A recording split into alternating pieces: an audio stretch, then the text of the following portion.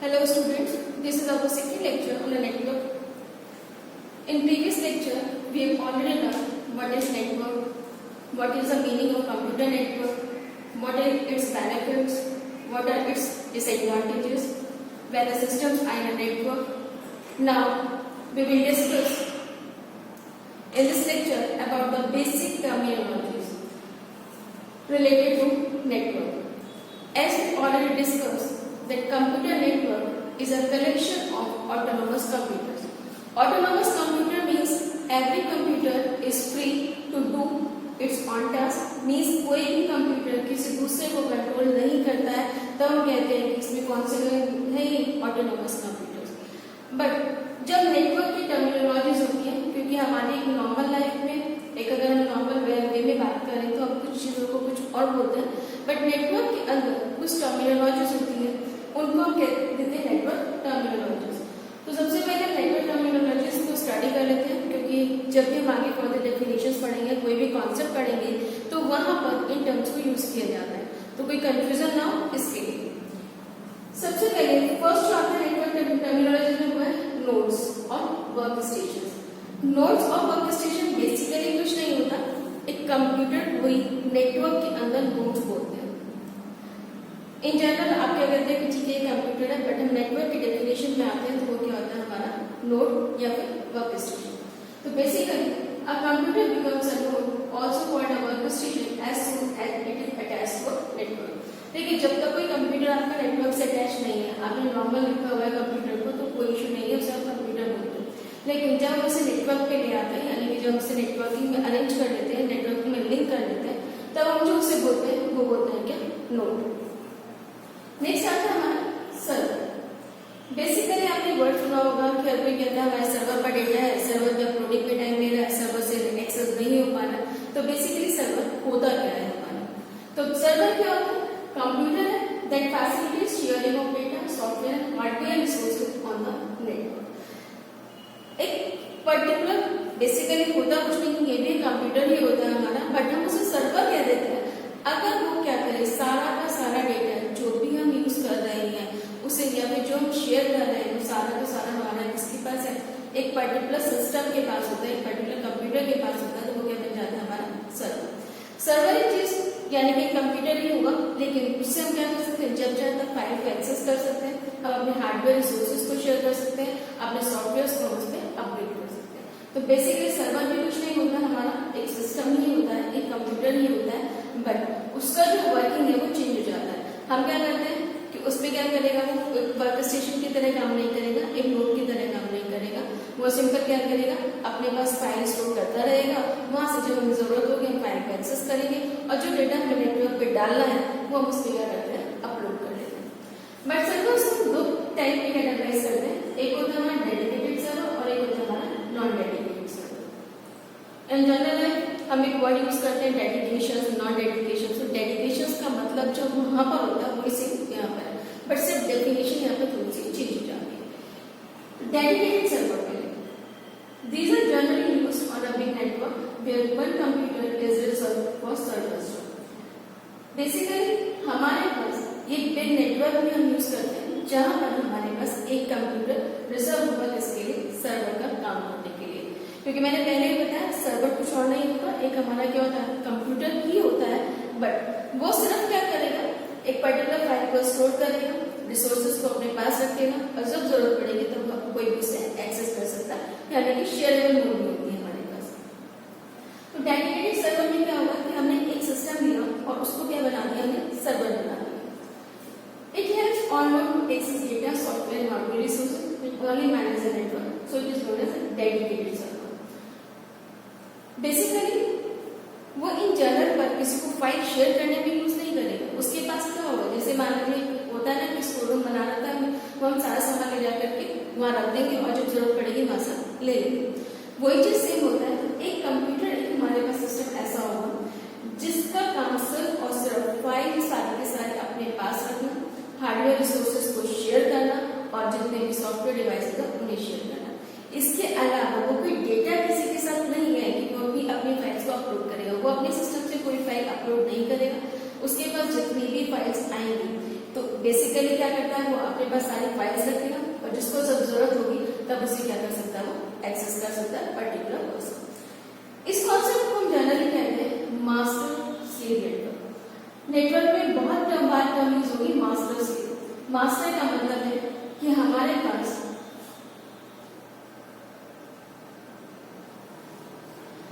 Master का मतलब होता है हमारे पास कि एक पर्टिकुलर, जैसे करते हैं ना, एक हमारा मालिक है और एक उसका गुलाम, तो मास्टर स्लेव वही कॉन्सेप्ट है। मींस एक पर्टिकुलर सिस्टम हमारे पास सर्वर है और बाकी सारे जितने भी सिस्टम्स हैं वो उसके कंट्रोल में होंगे। मींस उसे फाइल किसी को लेनी है तो वो उससे लेगा, उसे अपलोड करनी है, कोई भी फाइल नेटवर्क पे डेटा डालना है तो उसको लेगा। तो बेसिकली हम इसे मास्टर क्लाइंट भी कहते हैं या मास्टर स्लेव सिस्टम कहते हैं, क्योंकि उसमें एक पर्टिकुलर कंप्यूटर जो है वो सिर्फ और सर्वर का काम करेगा, वो नॉर्मल काम नहीं करेगा। नेक्स्ट आता है हमारे पास non dedicated server. In small networks a workstation can develop as a server. These servers are known as non-dedicated servers. The small networks using such a server are known as peer-to-peer network. Generally क्या होता है कि जब हमारे पास छोटे networks होते हैं, means छोटा सा हमने नेटवर्क बनाया हुआ है, तो उसमें क्या करेगा, एक ही सिस्टम को हम सर्वर भी बना लेते हैं और वर्क स्टेशन भी बना लेते हैं। बनाने का मतलब कुछ एक्स्ट्रा में कुछ करना नहीं होता, मीन्स वो एक सिंपल काम भी करेगा प्लस वो सर्वर की तरह भी काम करेगा। मीन्स अगर किसी को फाइल एक्सेस करनी है या फाइल अपने नेटवर्क पर अपलोड करनी है तो पर्टिकुलर उसी सिस्टम पर जाएगा और कोई भी पर्सन जो सिस्टम पर काम कर रहा है वो भी उन फाइल्स में से अपनी फाइल जो भी बना रहा है या जो भी मैटर वो तैयार कर रहा है, जो भी डेटा को चाहे वो अपलोड कर सकता है। तो वो चीज है कि एक छोटे सिस्टम के अंदर, यानी कि अगर स्मॉल नेटवर्क है हमारे पास, क्योंकि नेटवर्क हमारे पास 2 टाइप्स के होते हैं, एक स्मॉल और एक हमारे पास क्या होते हैं, लार्ज नेटवर्क। लार्ज नेटवर्क का मतलब है जैसे आपका बैंकिंग का अगर बता दें तो बैंकिंग में क्या होता है, आपके पास अलग अलग ब्रांचेस हैं, हर ब्रांच का अपना एक सर्वर होगा और उन सभी ब्रांचेस के सर्वर पर का डेटा एक मेन सर्वर होता है, वहां पर उनका डेटा अपलोड होता है। तो जनरली क्या होता है, ऐसा तो होता नहीं है कि हमें पर्टिकुलर ब्रांच में गए तो सिर्फ हम वहीं से उसे एक्सेस कर सकते हैं, आप ऑल ओवर इंडिया कहीं भी उसे एक्सेस कर सकते हैं। क्यों? क्योंकि उस ब्रांच का डेटा अपने सर्वर के साथ साथ वो कहाँ पर है, सारा का सारा सर्वर क्या है, मेन पर अटैच है। बट जिसे सर्वर बना रखा है उन्होंने, वो कोई और काम नहीं करेगा, उसके पास सिर्फ एक ही काम होगा, सारी फाइल्स को अपने पास रखना, होल्ड करना, और जिसे जब जरूरत है वो फाइल वहां से क्या कर सकता है, फैच कर सकता है, कोई भी इंफॉर्मेशन ले सकता है। स्मॉल नेटवर्क जैसे एक सिंपल छोटा सा ऑफिस है, उसमें 7-8 कंप्यूटर लगे हुए हैं, एक स्मॉल नेटवर्क है, तो वहां पे क्या करते हैं, 7-8 सिस्टम लगा, उनको सबको नेटवर्किंग में कर लिया, प्लस एक कोई सिस्टम है जिसका कॉन्फ़िगरेशन हमने अच्छा बना लिया और सबने क्या किया, सर्वर भी बना लिया, यानी कि जितने भी 6 या 7 कंप्यूटर्स हैं उनकी सबकी फाइल उसके पास सेव भी हो जाएंगी, प्लस जो जिस पर्टिकुलर सिस्टम को हमने एक सर्वर बनाया है वो पर्टिकुलर सर्वर वर्कलोड भी अपने आप में अपना डेटा उस पर अपलोड कर सकती है। तो ये डिफरेंस होता है हमारा डेडिकेटेड सर्वर्स और नॉन डेडिकेटेड सर्वर्स में। नेक्स्ट हमारे पास आता है NIV. NIV basically network interface unit होती है, जो बेसिकली एक डिवाइस होती है जो अटैच होती है each of the work station and the server which helps establish communication between the server and the work station. Means एक डिवाइस है जिससे मेरा एक कंप्यूटर और एक सर्वर यानी कि आपके सिस्टम्स जो है आपस में वो लिंक हो पाए, वो क्या होती है हमारी नेटवर्क इंटरफेस यूनिट। बेसिकली क्या है, अभी तो जितने भी सिस्टम आते हैं उनमें सब एनआईसी हमारा इनबिल्ट आता है, ठीक है। पहले होता था कि हमारे पास एनआईसी नहीं होता था, तो जब हमारे पास सिस्टम होते थे जिनको हमें नेटवर्किंग में डालना होता था, अगर एक सिंपल ऑर्गेनाइजेशन की बात करें कि एक ऑफिस है उसमें 8 सिस्टम लगे हुए, उन्हें हमें क्या करना है, नेटवर्किंग में डालना है, तो हम उसमें एनआईसी कार्ड जो था उसे इंस्टॉल करते थे। एक बेसिकली क्या है, तो नेटवर्क इंटरफेस यूनिट अपने आप में डिवाइस है जो कि सिस्टम्स को आपस में कम्युनिकेट कराएगी। मीन्स 2 सिस्टम है, चाहे वो सर्वर और वर्क स्टेशन है या 2 वर्क स्टेशन है आपके, आपस में अगर कम्युनिकेट करना चाहते हैं तो उन्हें किसकी जरूरत होती है, एनआईवी, नेटवर्क इंटरफेस यूनिट की। अब हमारे पास क्या आता है, जो एनआईसी मैन्युफैक्चरर है assigning unique physical address to each NIC card and this physical address is known as a MAC address। अब मेरे पास 4 सिस्टम्स हैं, अब ये तो नहीं हो सकता कि आप सेम ही NIC कार्ड सब पे लगा देंगे, क्यों? क्योंकि अगर हमने सेम ही NIC कार्ड सब पे लगा दिया तो जो सर्वर के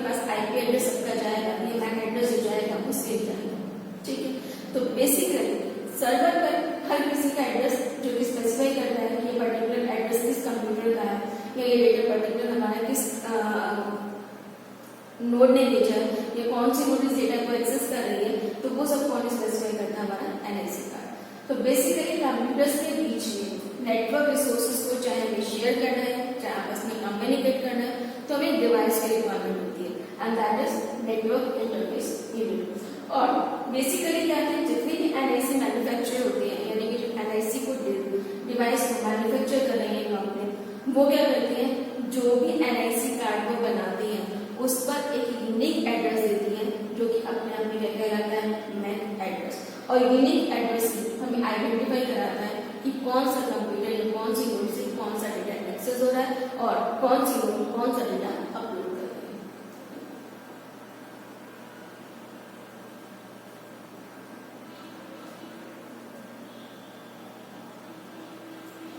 नेक्स्ट हमारे पास आता है पैकेट्स।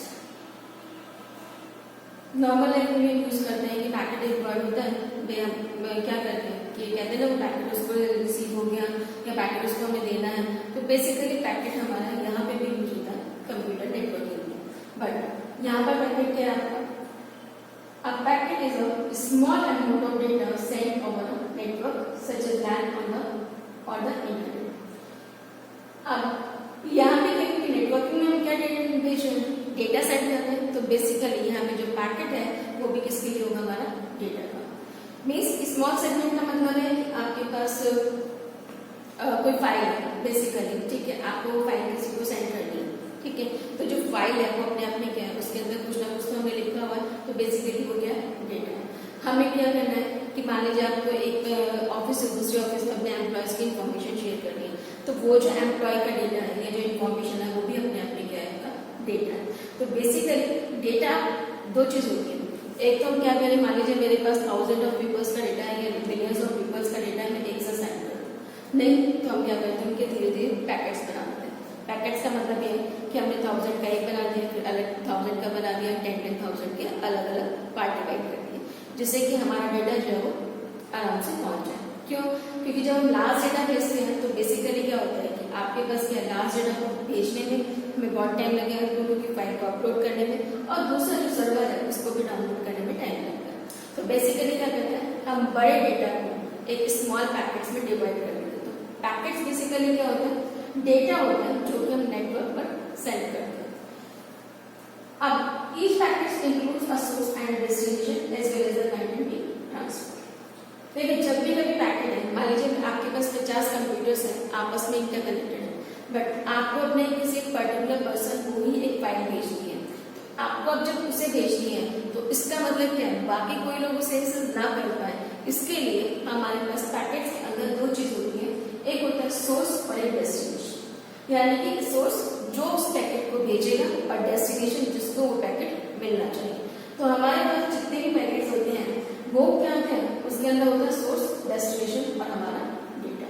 मान लीजिए एक पर्टिकुलर फाइल है, आप एक किसी ऑर्गेनाइजेशन में काम कर रहे हैं, बस सभी सारे कंप्यूटर्स हमारे इंटरकनेक्टेड है, इंटरनेट है, कोई कैसे भी डेटा एक्सेस कर सकता है, बट आप ये चाहते हैं कि एक पर्टिकुलर फाइल सिर्फ एक पर्टिकुलर पर्सन को ही जाए, बाकी सारे जैसे हायर अथॉरिटीज होती है वो ये चाहती है कि भाई ठीक है ये पर्टिकुलर फाइल है, फाइनेंस डिपार्टमेंट के लोगों को जानी चाहिए, बाकी किसी को नहीं मिलनी चाहिए। तो मीन्स क्या है कि वो जो एक पर्टिकुलर को भेजना चाहते हैं, तो वो जो भेजना है वो क्या हो गया, आपका डेस्टिनेशन, और सोर्स यानी कि जो भेज रहा है तो सोर्स को डेस्टिनेशन।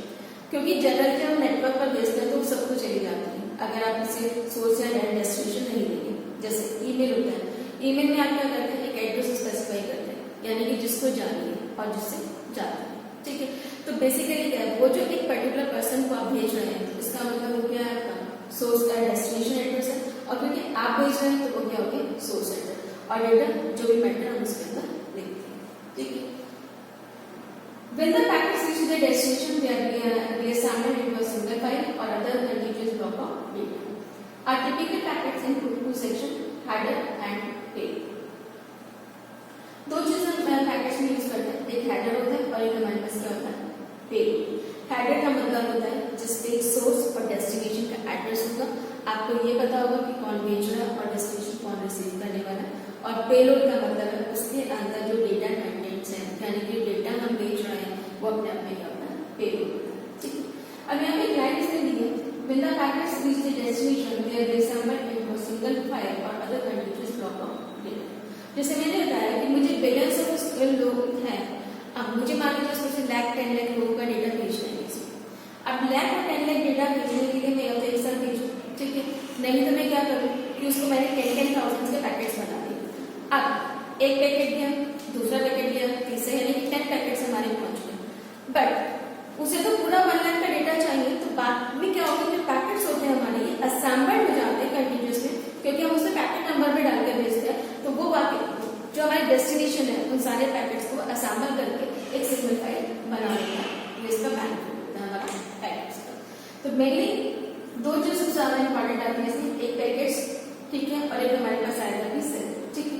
तो पैकेट का मतलब होता है कि हमने डेटा लार्ज डेटा को स्मॉल सेगमेंट में डिवाइड कर दिया, और ईच सेगमेंट जो होगा वो अपने आप में क्या होगा, पैकेट होगा। उसमें दो चीज होगी, सोर्स एड्रेस और एक डेस्टिनेशन। सोर्स जो भेजेगा और डेस्टिनेशन जो उसे रिसीव करेगा, और थर्ड पेलोड यानी कि डेटा आपने भेजना। नेक्स्ट हमारे पास आता है डेटा कम्युनिकेशन।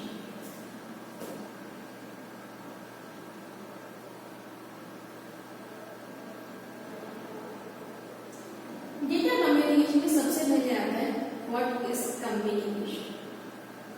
हर कोई अवेयर है, कम्युनिकेट करना मीन्स क्या होता है, अपनी बात किसी और को पहुंचाना या किसी और की बात को सुनना, दैट इज कम्युनिकेशन। मीन्स आपस में एक दूसरे की बातों को शेयर करना, दैट इज कम्युनिकेशन, ठीक है। से वही चीज डेटा क्या है, ठीक है। तो डेटा का मतलब जो हम नेटवर्किंग पर अपनी फाइल से अपना जो भी डेटा हम सेंड करते हैं, दैट इज डेटा कम्युनिकेशन, ठीक है। अब डेटा जो होता है, जब भी हम रिसोर्स शेयर करेंगे, when we communicate we are sharing information. जब भी हम आपस में कम्युनिकेट करते हैं, किसी भी पर्सन के साथ आप कम्युनिकेट करेंगे, तो आप क्या कर रहे हैं, इंफॉर्मेशन को शेयर कर रहे हैं। This sharing can be local और रिमोट। जनरली आप क्या करते हैं, जैसे फोन पे बात करते हैं तो बाहर किसी से भी बात कर सकते हैं, और रिमोट का मतलब है आप दो लोग सामने बैठे बात कर रहे हैं। सेम वही चीज यहाँ पर भी आती है, बट यहाँ पे थोड़ा सा चेंज हो जाता है। चेंज क्या होता है, रिमोट का मतलब होता है कि आप तो बाहर बात कर रहे हैं, और लोकल यानी कि जो आपके नॉर्मल नेटवर्किंग का एरिया है उसमें। Between individuals local communication, face to face, by remote communication takes place on distance. में लोकल कम्युनिकेशन क्या होगा, जो मैंने बताया कि आप अपने घर पे बैठ कर दो लोग आपस में बात कर रहे हैं, दैट इज लोकल कम्युनिकेशन। और अगर फोन पर आप किसी बाहर बात कर रहे हैं जो आपके सामने नहीं बैठा हुआ, that is a remote communication. Same वही चीज यहाँ पर भी आती है। तो रिमोट जो वर्ड यूज होगा यहाँ पर पूरी नेटवर्किंग के अंदर, रिमोट का मतलब होता है डिस्टेंट, यानी कि जो आपसे दूर है, और लोकल का मतलब ये होता है कि आपने दो तरीके से यूज किया, जैसे within a limited region, that is a local.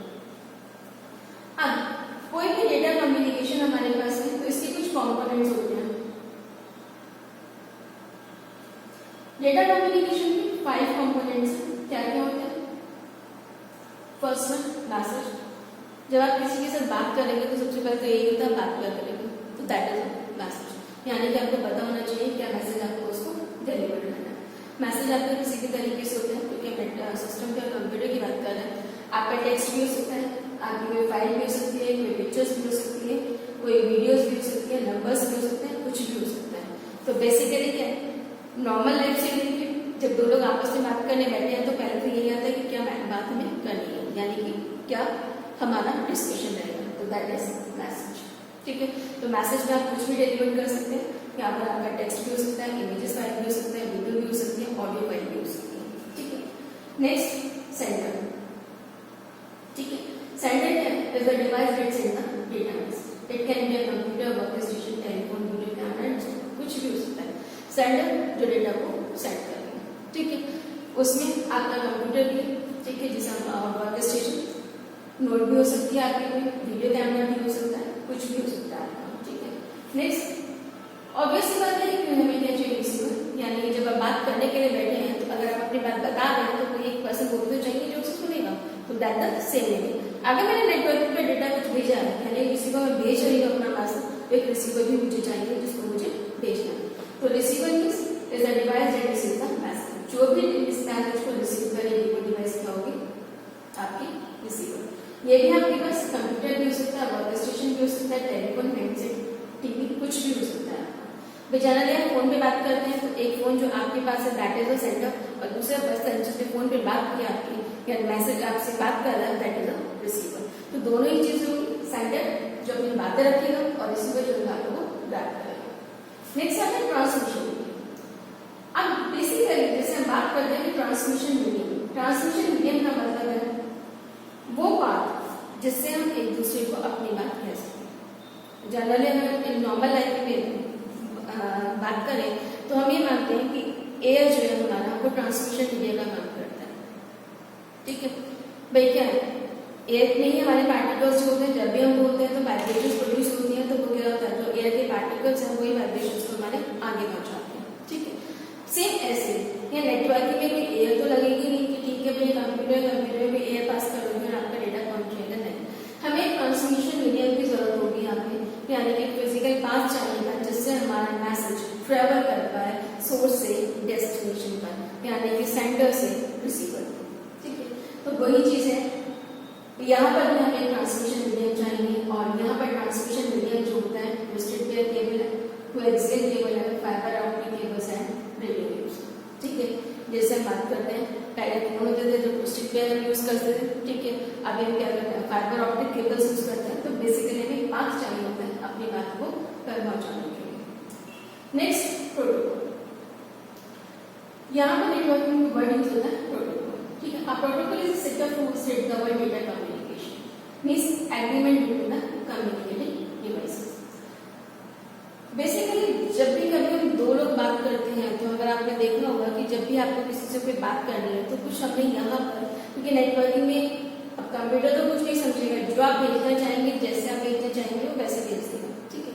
तो बेसिकली यहाँ पर कोई किसी को ऐसे ही डेटा ना भेज दे, उसके लिए हमारे पास बनता है प्रोटोकॉल। प्रोटोकॉल बेसिकली एग्रीमेंट होता है between the sender and the receiver. एक एग्रीमेंट होता है दोनों के बीच में और एक रूल्स उनके आपस में डिसाइडेड होते हैं कि वो डेटा को किस तरीके से भेजेंगे, कौन किस तरीके से एक्सेस करेगा, वो सारी चीजें जो आती है वो हमारी क्या होती है, प्रोटोकॉल्स। तो बेसिकली जैसे आपने एक वर्ड भी यूज किया है, हम नॉर्मल लाइफ में भी यूज करते हैं कि जैसे भाई ठीक है किसी कंपनी जैसे इन जनरल आप मान सकते हैं किसी भी कंट्री से प्राइम मिनिस्टर दूसरी कंट्री में विजिट करते हैं या दूसरे स्टेट में ही विदिन कंट्री में किसी स्टेट में विजिट करते हैं तो वो क्या एक प्रोटोकॉल फॉलो होता है। तो प्रोटोकॉल का मतलब एक रूल्स है या एक एग्रीमेंट हमने बना दिया जो कि एक पर्टिकुलर के लिए आपको फॉलो करना है, दो ही चीज को, सेंडर को भी फॉलो करना है और रिसीवर को भी उसे फॉलो करना है।